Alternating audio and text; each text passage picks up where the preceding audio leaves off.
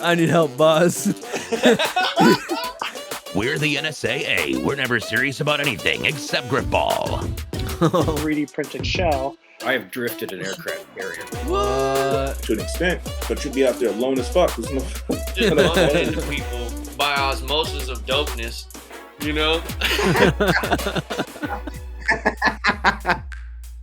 I was gonna say I don't have too much on the top of my mind other than just kind of redirection as a category and just kind of looking at like what's gonna be iconic for our generation moving forward. Because when I look at like what we've handed down or been handed down as like the historic things that we need to remember, I feel like this time period is kind of making us reassess things and being like, what really is necessity, Yeah. you know? And what should we learn? What shouldn't we learn? What is proper history? What's bullshit history? And we're kind of living in the middle of a time that's showing us a lot of bullshit history that is probably not going to be forgotten. Yeah. Facts. But it doesn't mean that the world's a bad place either. At the same time, you know, there's a lot of good going on.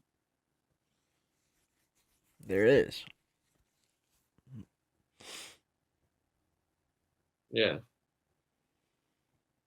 That's just kind of where my head's been at. Yeah. I mean, like, the only downside to history is, well, there's two that come to mind. Especially when it becomes something that's learned about consistently, is it's usually only one, the negative things that are taught. And two, written by the winners. Right? That's the only two unfortunate things about how history are portrayed to us. Right? That makes sense. You know, because the person who lost the war ain't writing the history books no more. Mm-hmm. And so now it becomes a piece of the game that starts manipulating the world again, as everything does. I think there was a book by a guy named Howard Zinn called A People's History of the United States. And it's like America's history told from the opposite perspective, which is a really interesting book. I might check that out. Mm-hmm.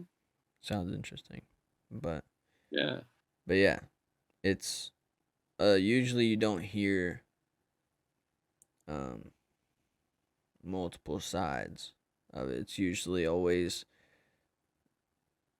like someone's perspective of something is a little bit more skewed than someone else's, even though they're experiencing the same thing, right? Mm-hmm. And so it's like, but the history books are so consistent from both sides.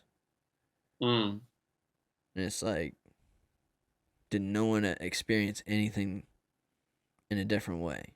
Like, they don't teach the emotion of history, I guess, is kind of what I'm getting at. They teach what happened. And emotions are huge when it comes to certain things. You know, it's hard to contextualize sometimes. Like, I really stopped and looked because, like, going into my work, there's a buffalo head. Yeah. And it didn't hit me that was, like, real taxidermy until, like, the other day. And I was looking at just, like, the sheer size of this, like, just its head. Yeah, dude, those things are huge. You know, and I was just looking at it, and I was like, fuck, man. We killed, like, all those fucking things. Like, almost all of them. And then it's like, now take that to people. Like, you can't even imagine that. No. You know? How do you contextualize that? We become the sport. What if we became the sport that people wanted to hunt? Not people, but something else. What I'm saying is, like, if you were to teach that to the next generation, you know? Oh, yeah. How do we go about teaching that in a way that they can really grasp the concept? I think first you would have to teach them what beauty is, what grace is, and how the creatures on Earth are beautiful and graceful. You got to teach them to appreciate those things. That's the first step. Then you got to show them, hey, look at all these amazing, beautiful, graceful animals that no longer exist because of human beings.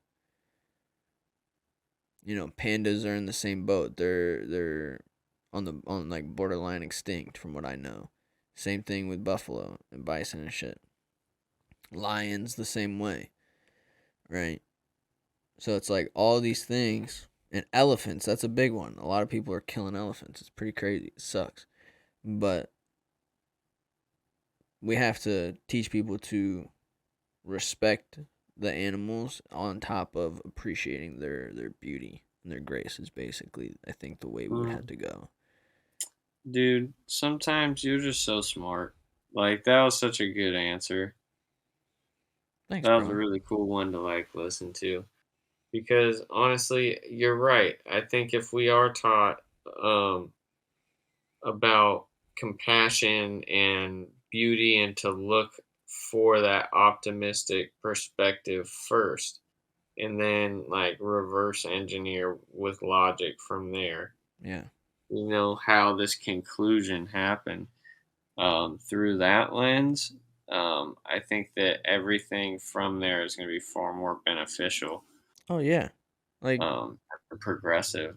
And so, like that, but the way you explained that was really cool, going step by step with it like that. That's why I'm saying, like, when it comes to like making something formulaic, I feel like you're really good at that. Like taking something and kind of breaking it down into little pieces.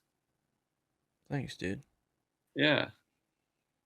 I don't know where it comes from, but it's just how I do it, I guess.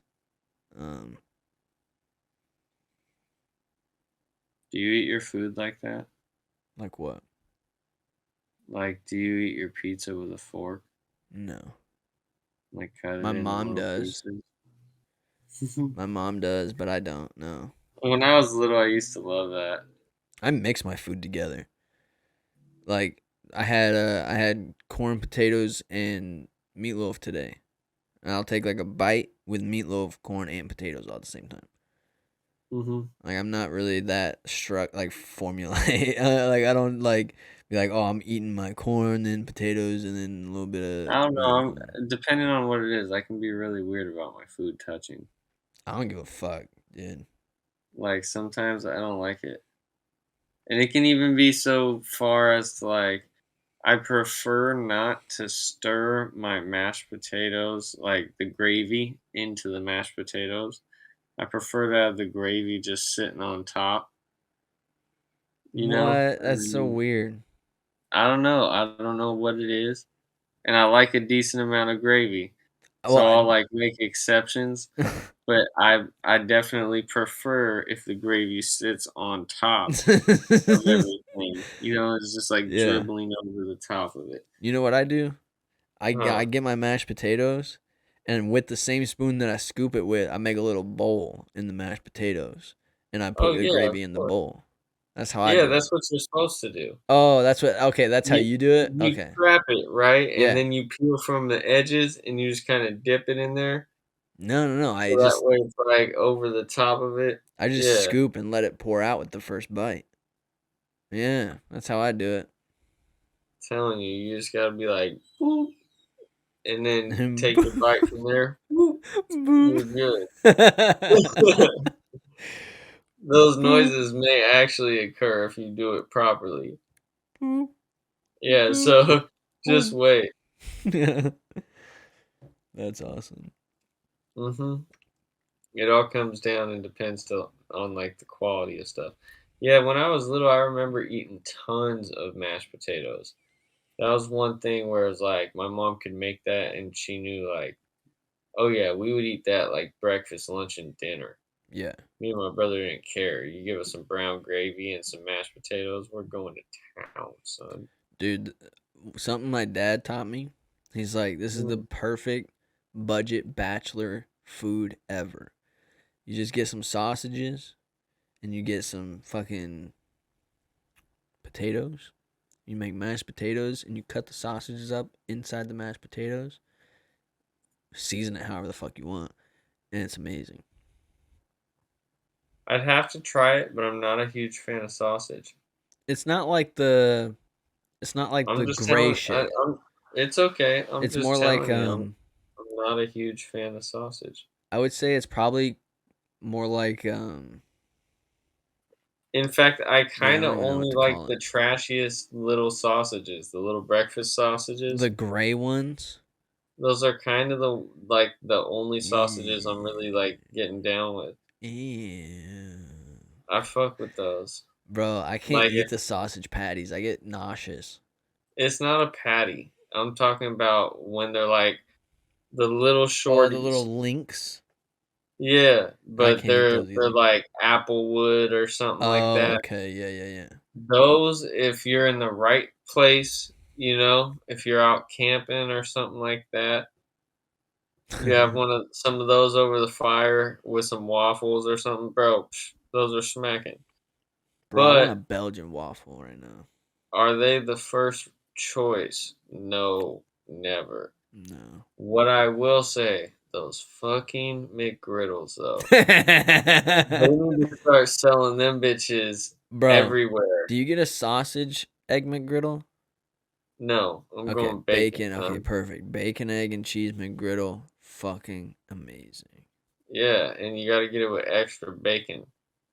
I didn't know you could do that, so I'm gonna do that from now on. Yeah, dude. Otherwise, you only get like two half strips of a bacon. I just need all the bacon that they can put on it. Yeah. Like, dap me out with it because, like, honestly, they need to serve that all day long too. You mentioned If they're not, if they you're invested in this. if they're not about to sell them bitches out of the store, you know what I mean? Like, you should get those like you get Egos. Bro, there are. There used to be anyways. You used know? to be able to go to Walmart and buy some. Not the McDonald's ones. No, yeah, I'm telling they were their own like brand, but yeah, they were basically the I same know thing. they need to come up off those because those are really good biscuits. Yeah, they are, dude. They're fucking amazing. I would make some shit with those. The syrup, bro. The syrup inside of the pancake. Oh my god. That's what I'm saying, bro. So fucking good. It's ridiculous. I remember when I first had one, bro. I was in Oklahoma visiting my grandma, and I was with her and her. I don't even know what to call him, her boyfriend or whatever she was doing, and we went out one morning, and we went to breakfast, and he had me try it. He got me one. He's a big dude, Yeah. so I trusted him. He's a big dude. And so I was like, okay, all right, let's try this. I tried it, and I was like, this is amazing. Mm-hmm. I've been on it ever since. I was like 9 years old. It made me think about that scene in Big Daddy when he's like freaking out about like the McDonald's breakfast. And Oh, stuff. yeah. Sausage, egg, McMuffin. Yeah. They stopped serving like, breakfast at 11. What? I know. that was a great movie. Iconic shit. Yeah, that's a good movie. And I totally understood it better. Because I was always like, man, McDonald's breakfast isn't really hitting like that. They do at least have some fairly decent like breakfast burritos. I don't like their biscuits. Like the flaky biscuits, they're too dry to me. I don't know. See, for me, I like how dry those are. That's so They weird make to me. up for this is the weird thing, bro. I don't like the eggs to be too moist. And so that dryness of the biscuit makes up for the moistness in the eggs. And it gives me Interesting. like a good equilibrium. Okay. Okay. Yeah. All right. The sandwich has balance that way. I don't like it too much one way, too much the other. I don't want it too dry, but I don't want it like soaking wet with sauces. Yeah. I don't want to have to like if I'm eating something, I don't want to have to be like you know, to get like liquid into my mouth so I could chew it. Yeah, but I kind of want to be. You I know what I'm want to be talking like about, right though. on that level, that cusp, of like obnoxious. Like I can't control how I'm eating this. This is a fucking experience, and I'm just like holding on through the ride. you know, I like that shit where like Like I'm it's like, bread what dough in your happened? mouth, dude. It's just Yeah, like it like turned I to finished dough. eating and I don't even remember what happened. I'm just looking around for like confirmation. Am I still where I thought I was? All right, cool. Yeah, I'm good. that'll happen is like usually that happens when you're stoned. You start looking around and you're like everyone's like still got at least half a plate left and you're done. You're just looking around like in disbelief, like some shit is just gonna reappear for you. Like you fell out of a Bro. time portal or something, just having to land at this table. What? Inception style, bro. Just fucking waitress, hot chocolate. Please. Yo, Dude, dude, you know when what we had were where a fucking phenomenal burger was? The Mount Hood Community College cafeteria. yeah, they were alright. I You enjoyed know, their fucking bacon burgers, bro. So good. yeah. So good. Being in that, watching those guys cook those burgers actually helped me improve my burger game. Really? Yeah. Cuz I learned how they kept the burger juicy and like steamed it rather than just cooking it on the grill. So what they did was like sprayed Mhm, the stove with water, covered it up, steamed it, made it mhm, juicy. And it also helps like melt the cheese more evenly and faster. mhm. So like that helped improve my burger game too. But yeah, pretty Alright, crazy. that's Yeah. cool. But yeah. Chef Boyardee Zachary. But no, I don't know. I think, when I was in high school, I had way, way, way more fun. There was way more food options around me. So I got kind of spoiled on that Yeah. because Franklin High School is kind of in a decent pocket. Like, if you really wanted to, you could go get like Thai food, you could go get pizza, you could go get Subway. There were a ton of food carts popping up at that time, um, like right down the street. And so, compared to Mount Hood Community College, I felt like I was always like settling when I was at Mount Hood Community College because I'd been there all day. I'm like, I just want to go home. Yeah. When I was at Franklin, it was kind of popping. Yeah, you could just Except I go get always good had food. like an inner guilt when I would be like skipping class. I don't know what it was. Like, I felt like other kids didn't have it. But when I would be skipping class, I'd be like, I don't know why I'm even out here skipping class. You know? Yeah, you were confused what you were doing. No, like it sounds stupid because it's like obviously, I mean, I'm benefiting by like eating. Like I don't think it's Oh, okay. unreasonable to like stop and eat. But when I would be skipping class with my friends otherwise, I feel like they would have way more fun than me just because like they weren't in class. Where I didn't really feel like oppressed by being in class. Yeah. Even though I didn't agree with like a lot of what I was learning, like I never felt like uncomfortable just because I was in class. I think that's because, well, I mean, ever since I've known you, you've been very curious and inquisitive. So I think that's kind of where it comes from is like you're always wanting to learn. And even if you're not in a classroom, you can still learn, which is evident by you realizing you aren't necessarily uncomfortable in a classroom. But that's why I'm saying like those other kids, like maybe my friends, a lot of them just learned wilder. Some dude, some people like the way school is now. isn't built for everybody. Yeah. And so like sometimes people like it's really it's really worker bee-esque, because it's like, come here, do these things, you get to take a break when you're told to take a break, and then you got to go right back to doing these things. And you got to sit in these perfect rows, you got to sit where you're assigned sometimes, and you got to do what you're told to do. That doesn't work for everybody. Some people don't learn like that. And so it's like some people need a more one-on-one thing or more creative things to do to learn, more hands-on things. This whole like lecturing shit, look at the whiteboard, take notes of what I'm writing down, and then take a test, doesn't work for everybody. Like I wasn't great at school because that's not how I learned, right? I learn in a more interactive way, more one-on-one. I'm not comfortable asking questions in a big classroom, right? So I can't ask questions. So it's like that wasn't good for me. I graduated high school with like a 2.5 GPA. Terrible. Really? Yeah. And then I go into college where one, I enjoy what I'm learning. Two, it's a little bit more hands-on. And three, I became more comfortable asking questions because of the program. And I graduated with almost a 4.0.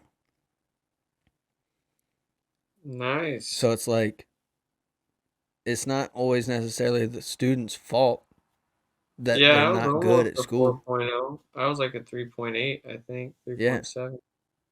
So it's like, I think I it's was not always the 3.8 back student's then. fault that they're not good at school. It's just how school is formatted isn't good for the student. Sometimes the student is just a bad student because they just, whatever it is inside them. Yeah. And they just need to go about life in a different way. But for a lot of I don't know kids, how much of it is like good. Um, that's kind of like fluff that people kind of have to like suffer through yeah. in the learning process, like at the end of the day. Um, and how much of it is like actually necessary. Because that's like the hard thing to weigh when you're looking at it from the pro con standpoint. Like, does someone go to school? Does someone decide not to? Because it's definitely better if you could get more like one-on-one learning, ideally, any day of the week. But if there isn't like a structured pathway or a consistent curriculum over time, Mm-hmm. the problem is a lot of those like one-on-one classes are just kind of one-off things. It's not like the Count of Monte Cristo or some shit where someone takes you under their wing, Yeah. and teaches you something. Yeah. So for some people, the schooling isn't necessarily worth it, um, in their mind.